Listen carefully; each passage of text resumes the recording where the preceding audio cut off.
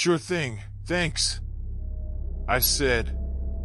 I really didn't want to stay, especially since I had eaten prior to that, but wanted to stay on Vincent's good side. We made small talk for a while, him talking about his trip and me about work, leaving out the parts about the door and everything that happened related to it. 10 minutes later, Marjorie shouted from the foyer, "Vincent, I need to pick some things up from the store. If you hear any sizzling noise, ignore it." Marjorie said. "Sure, Marge," he said.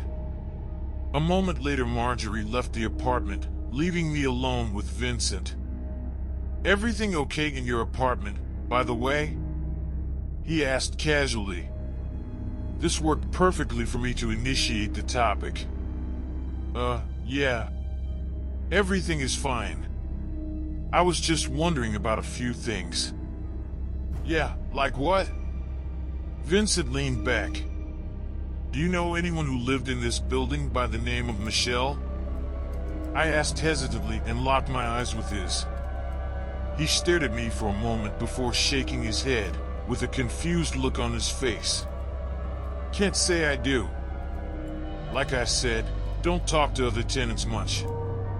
"You sure?"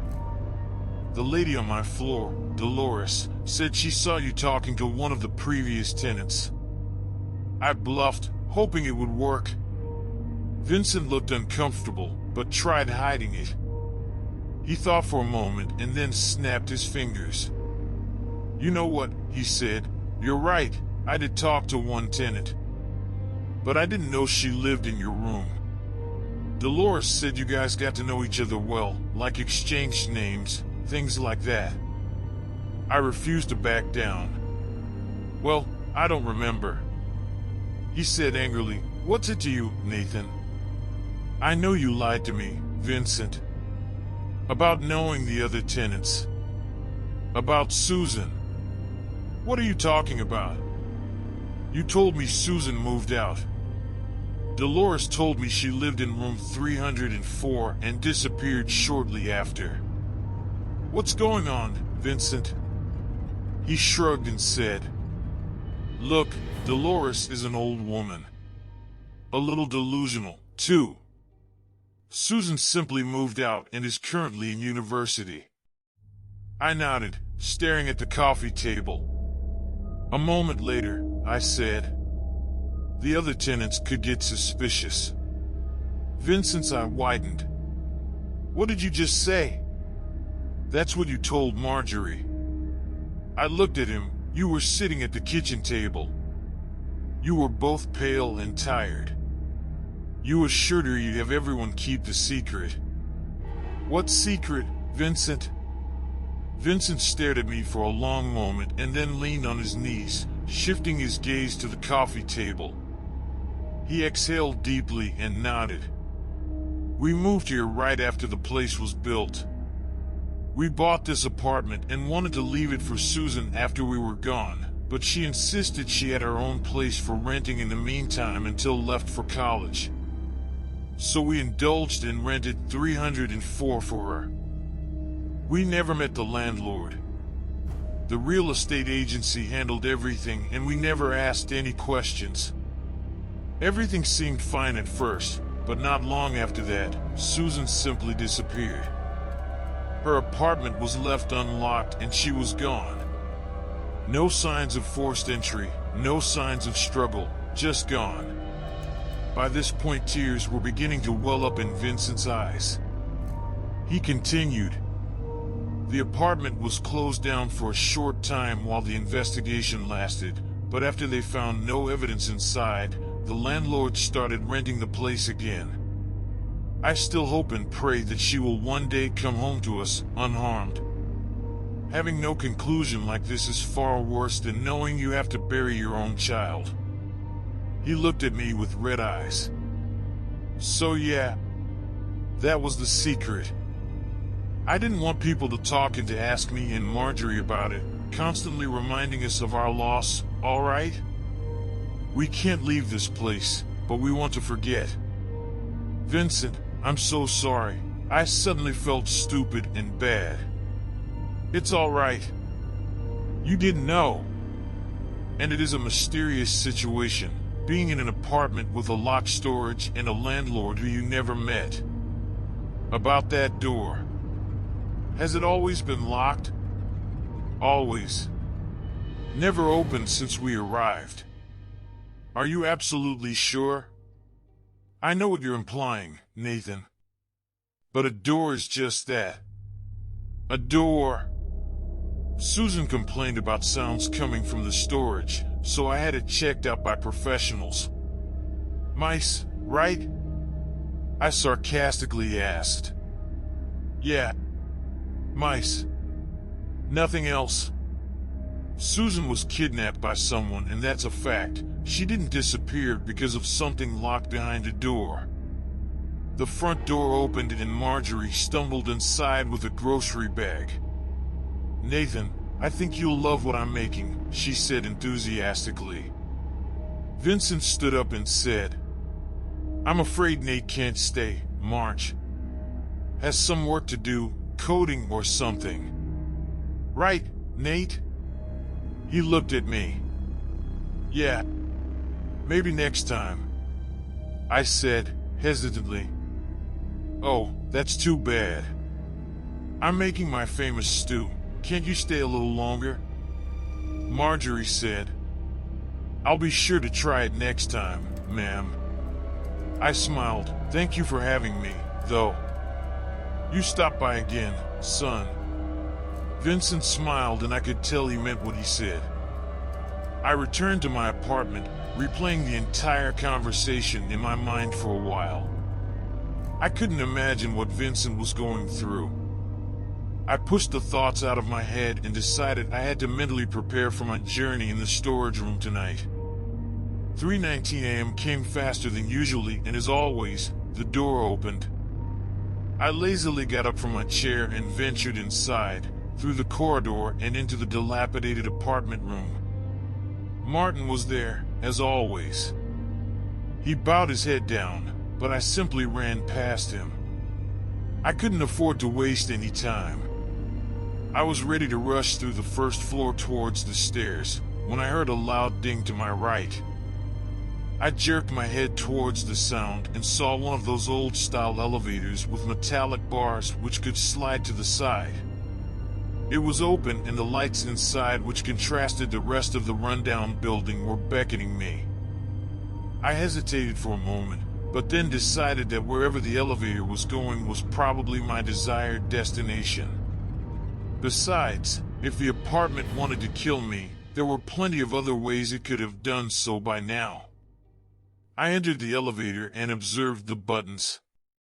All of them besides the button for floor 3 were missing, so I pressed that one. The elevator door slowly closed with a loud, rusty creak. A moment later, it started ascending, producing all sorts of unnerving metallic and scraping sounds.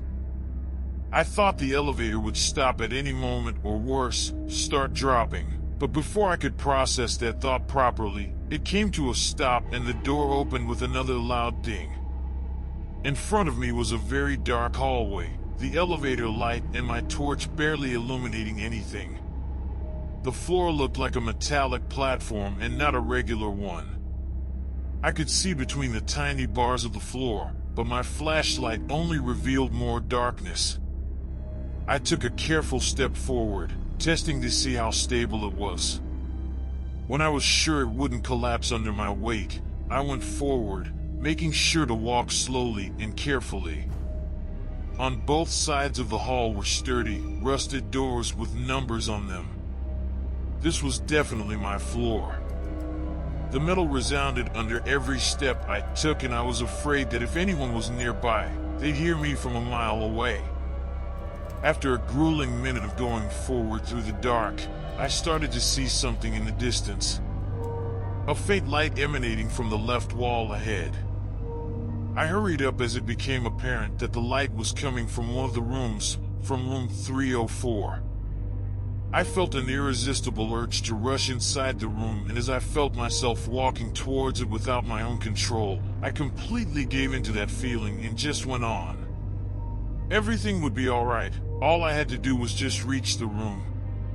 And then, just as I was only a few feet away from the room, I felt something grab me by the hand and forcefully yank me aside, opposite of 304. I lost balance and fell sideways, scrambling to my feet in a panic. When I stood up, I realized I was in a dilapidated room, with the light from 304 peering in across the hallway through the door. A young woman stood in front of me. "Don't go there. That's what it wants you to do," she said. It was Michelle. "It's about time you found me," Michelle said when she got no response from me. "It is you," I said. "I went through hell and high water to find you here because you called me." "What in the hell is going on here?" "I know. I'm sorry you had to go through that. But you need to stop others from getting hurt by the apartment," Michelle said. "Tell me everything," I said. "What do I need to do?" She sighed and closed the door, effectively cutting off the light from 304. As soon as she did so, though, a pale, neon light flickered to life in the room we were in, and I could finally see Michelle clearly. She had heavy bags under her eyes and looked a lot skinnier and paler than the version of her which I saw back when I first entered the apartment. She very much reminded me of the creaking lady. I glanced at the surrounding walls and saw various messages scrawled all over them, just like the ones when I first entered the apartment. Some of them read, "Can't get out. Who is the landlord? Can't remember. Creak." Some of the messages had names of who I assumed were tenants of the building and previous tenants of room 304. The entire room, with nothing in it but a small set of chairs next to a table and surrounded by carved walls, looked like the residing place of a schizophrenic person. For a moment, I questioned my decision to come here. "Let's sit." She pointed to the set of rusty chairs around a small, round table, and I reluctantly obliged.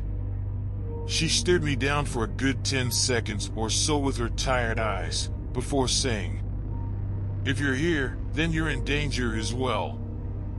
This apartment, there's something very wrong with it." "Yeah, no shit," I scoffed, getting impatient and anxious. "You don't understand. The stuff you saw, they're fucked up all right. But you have no idea to what extent that goes." She leaned forward as she spoke. "Then tell me, what is going on? How did you end up here? How do we close the door forever? I need to know everything." She leaned back into the uncomfortable chair and said, "The door can't be closed. I tried bolting it shut, but the door just doesn't obey the normal laws of physics." "Then we need to think of something else," I said. Michelle looked down at the old table with a defeated gaze. She sighed and spoke. "I moved here not long ago. Everything seemed perfect, save for that storage door. It was locked and I didn't mind it at first. But after only a few nights, I started hearing noises coming from inside. And not just regular, normal noises like rats or whatever. Even though I wish now that that's what it was. I swear I heard voices." She leaned in again and her voice turned into a whisper. "What kind of voices?" "My mom. She passed away a few years ago. But she sounded like she was right there in that storage, in trouble, begging me to come save her. But I couldn't get the door open. And then when I called the police, the voices stopped, so they didn't believe me. Then one night, the door just opened. It always opened and closed at the same exact time. Yeah, 3:19 and 4:19. I nodded. Exactly. Except when I entered, it wasn't a storage. It was the hallway from the hospital where my mother died. I couldn't believe it at first, It looked like I was back in that hospital, but it was physically impossible for me to be there. But the deeper I went, the deeper I wanted to go.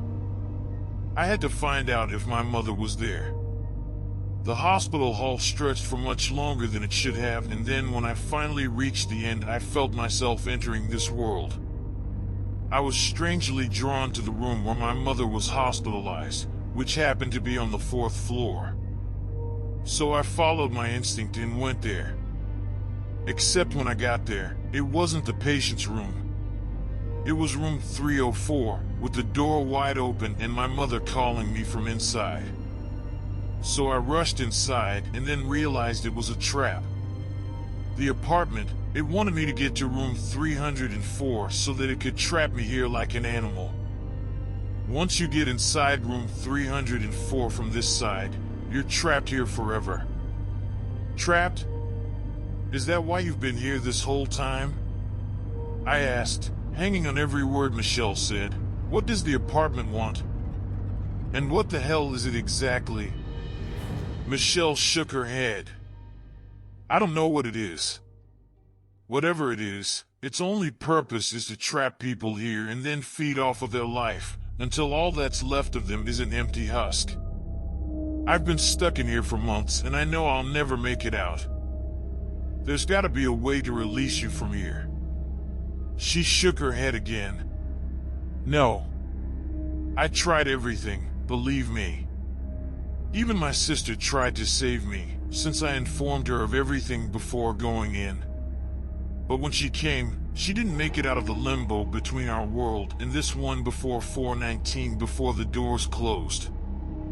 Now she haunts this place as a mindless husk, producing a horrible sound of creaking doors. Wait.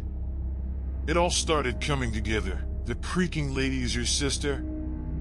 You've seen her, haven't you? Poor Daniela, such a horrible, horrible fate. She looked down, tears forming in her eyes, and then back at me. You have to destroy the place. Burn it to the ground. Release us and everyone else who fell victim to 304. Please. But you'll die then, won't you? Please, Nathan. I can feel myself getting weaker every day and losing myself. I can hardly remember my past life and the people I loved. The apartment, it takes everything away from you. That's why I made these reminders on the walls. But every day I forget more and more. I don't want to end up like my sister, Nathan. Please. She started sobbing. A moment later she calmed down and I spoke again. Michelle, no one seems to know who the landlord is. Do you have any idea who it could be? Not a clue. Whoever he is, he's responsible for all of this, but I don't know why he'd do it. Or maybe there never was a landlord and the room is its own owner. This whole apartment has its own fucking set of rules. I don't know anymore. I nodded and asked her. Vincent from 204, his daughter Susan was the first person to go missing. Have you seen her in here? No. I saw a lot of people here and I spent a long time looking for Susan, but she's nowhere to be found. Maybe Dolores was wrong. She was adamant about it, but maybe the apartment didn't take her. Thank you for watching. Please like, share and subscribe.